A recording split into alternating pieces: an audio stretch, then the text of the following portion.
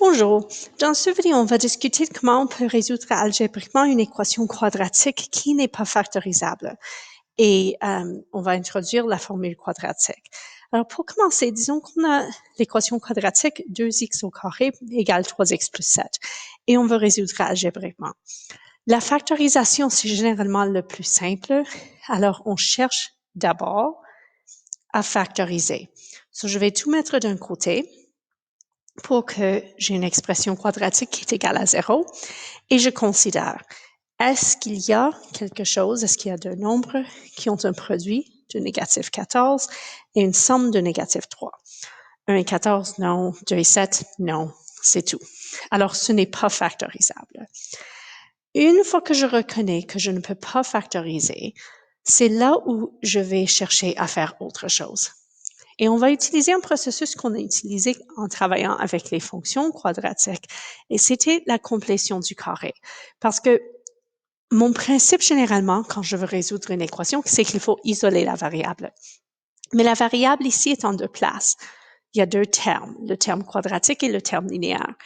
Mais si on est capable de mettre en forme canonique, alors si par exemple j'ai quelque chose comme ça,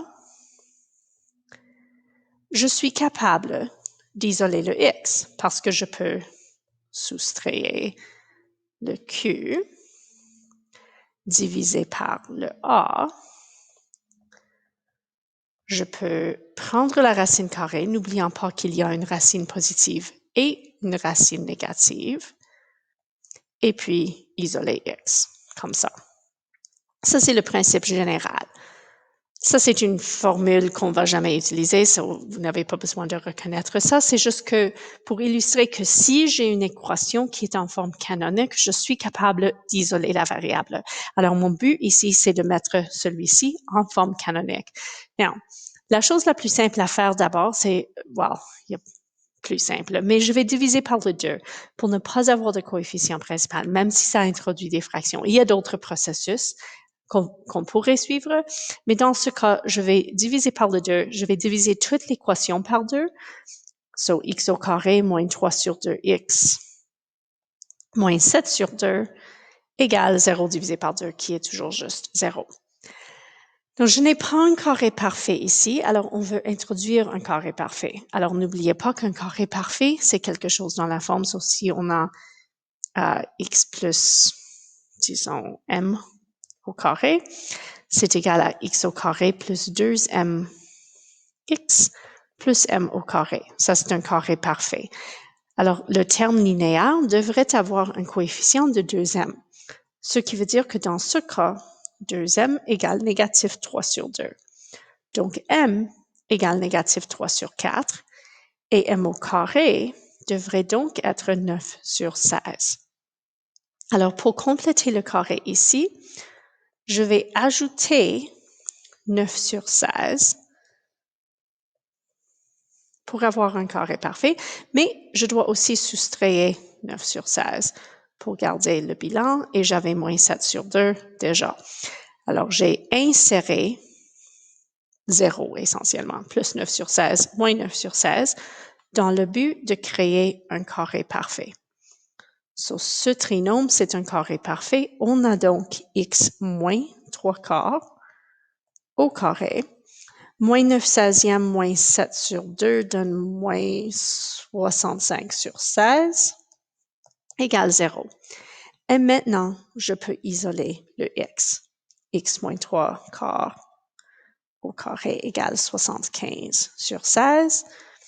Quand je prends la racine carrée, j'ai x moins 3 quarts égale positif ou négatif racine carrée de 65 divisé par 4, parce que ça c'est la racine carrée de 16. Donc, x égale 3 quarts plus ou moins la racine carrée de 65 sur 4, ou bien, puisque le dénominateur est le même, 3 plus ou moins la racine carrée de 65 sur 4. Ce sont les valeurs exactes des solutions à l'équation originale. J'ai deux valeurs. 3 plus la racine carrée de 65, tout divisé par 4, et 3 moins la racine carrée de 65, tout divisé par 4.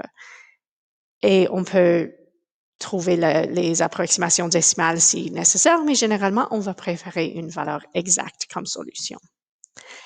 Ces étapes sont les mêmes à chaque reprise. Alors, au lieu de faire la complétion du carré chaque fois, on peut le faire une fois avec des variables pour créer une formule. Et ça, c'est la formule qu'on va nommer la formule quadratique. Alors, pour résoudre algébriquement cette équation qui n'a pas vraiment de coefficient, alors une équation générale, je vais faire les mêmes étapes, mais avec les variables. Alors, pour commencer, je vais tout diviser par a. Alors, j'ai ax au carré plus b sur a x plus c sur a égale 0 divisé par a. Oups, je n'ai pas ax. A divisé par a donne 1. 0 divisé par a, c'est 0. Et on n'oublie pas, on est en train de comparer avec un carré parfait. Donc, x au carré plus 2mx plus m au carré. Alors, notre deuxième égale b sur a. Donc, m égale b sur 2a.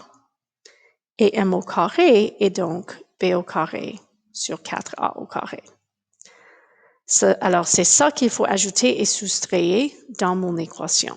J'ai donc x au carré plus b sur ax plus b au carré sur 4a au carré moins b au carré sur 4a au carré plus c sur a. Alors, égale 0. Alors, j'ai un carré parfait ici. Ça, c'est un carré parfait. Et je veux combiner ce qui reste ici. Pour combiner ces deux fractions, j'ai besoin d'un dénominateur commun. Donc, ça devient 4ac sur 4a au carré. Alors, ce que j'ai, x plus b sur 2a au carré moins b au carré plus 4ac, tout divisé par 4a au carré, égale 0. OK, ça semble être très, très complexe, mais on est presque là. X plus b sur 2a tout au carré égale b au carré moins 4ac maintenant, tout divisé par 4a au carré. Quand je prends la racine carrée, j'ai maintenant x plus b sur 2a égale la positif ou négatif racine carrée de b au carré moins 4ac, tout divisé maintenant par 2a, parce que la racine carrée de 4a au carré, c'est 2a. Et on a le même dénominateur, alors quand je soustrais le b sur 2a, j'ai x égale moins b, plus ou moins la racine carrée de b au carré moins 4ac, tout divisé par 2a. Ça, c'est une formule que je peux maintenant utiliser pour résoudre n'importe quelle équation quadratique de la forme ax au carré plus bx plus c égale 0. Donc, si je considère l'équation originale avec laquelle on a commencé, une fois que j'ai tout mis d'un côté, j'avais 2x carré moins 3x moins 7, alors a égale 2, b égale moins 3, c égale moins 7. Alors, dans ce cas, a égale 2, b égale négatif 3, c égale négatif 7. On sait déjà quelles sont les solutions, mais on pourrait vérifier que cette formule donne la même chose. So, x égale négatif b. Well, b est déjà négatif, alors négatif, négatif 3 donne 3, plus ou moins la racine carrée de b au carré, c'est 9, moins 4 fois 2 fois moins 7, tout divisé par 2 fois a qui donne 4. 9 moins 4 fois 2 fois moins 7, c'est 9 plus 56. Sur 9 plus 56, c'est la racine carrée de 65 sur 4. Exactement ce qu'on a trouvé dans la première équation. So, quand on a fait tout le processus, mais maintenant on a une formule pour ne pas avoir à faire les étapes chaque fois.